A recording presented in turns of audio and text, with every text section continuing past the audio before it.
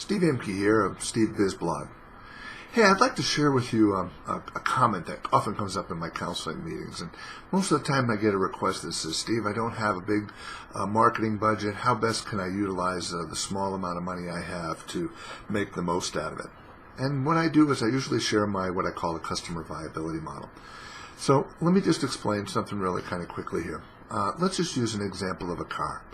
I personally have maybe 5 years, perhaps more like 10 years between car purchases. And when such a purchase happens, I probably drive my vehicle until maybe wheels fall off or something along that line. And if that was the case, I probably replace my vehicle in roughly about a week or so.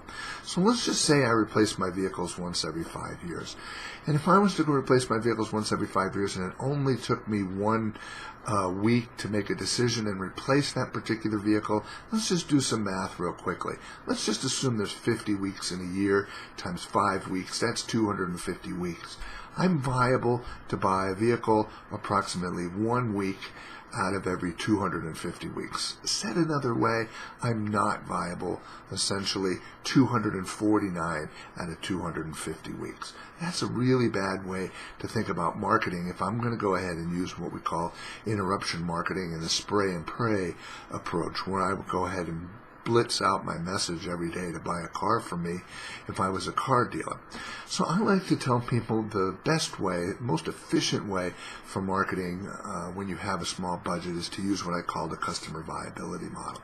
So what I like to think about it is if I was to get in an accident tomorrow, which now would make me viable to be replacing my vehicle, essentially there would be a few people that would know that I'm viable.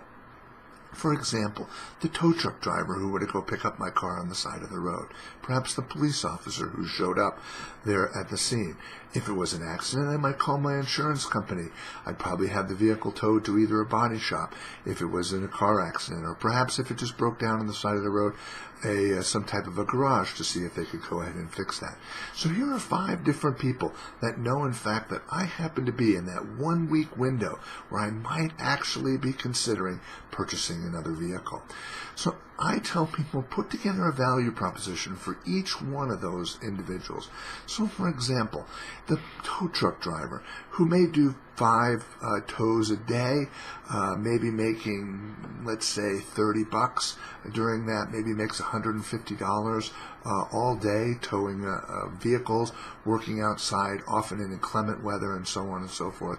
I might recommend that you go ahead and use something like Vistaprint and go ahead and create a small business card, something like this. Put on it a small QR code with that particular tow truck driver's information.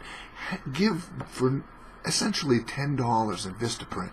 You can go ahead and make 500 cards. Give them to all the tow truck drivers in town, each one of them their own card with their own QR code. Then when they go ahead and tow somebody, and you offer them $100, let's say, when they might make $150 all day for 5 people that they might have towed. If you know that they're in the market to buy a new car, they would probably press my business card in the hand of everybody that they would go ahead and tow, knowing that if one of those cards came back to me, I would send them a check for $100. That's cheap customer acquisition cost for me if in fact I'm a car dealer, and it's probably the most efficient way that I can go ahead and get new clients. Now, if I was to say that same thing to my insurance broker, he probably wouldn't be influenced by the $100. But if you think about that particular situation, if I just wrecked my vehicle, in all likelihood, I don't really have too many interactions with my insurance company, but I can sure tell you that if I did have a bad interaction, it would probably be right then and there. So my point being, or my value proposition for those insurance people would be, why don't I go ahead and make you a sponsor of my page?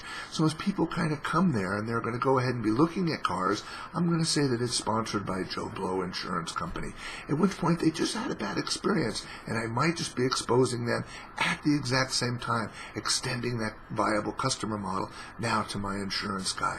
So what I tell people is find your tow truck driver, find your insurance person in your particular sales scenario, put together a value proposition that makes sense for each and every one of those, and go ahead and use that rather than use the spray and pray kind of method of advertising. I hope this helps. Have a wonderful day, and don't forget to visit SteveBizBlog.com.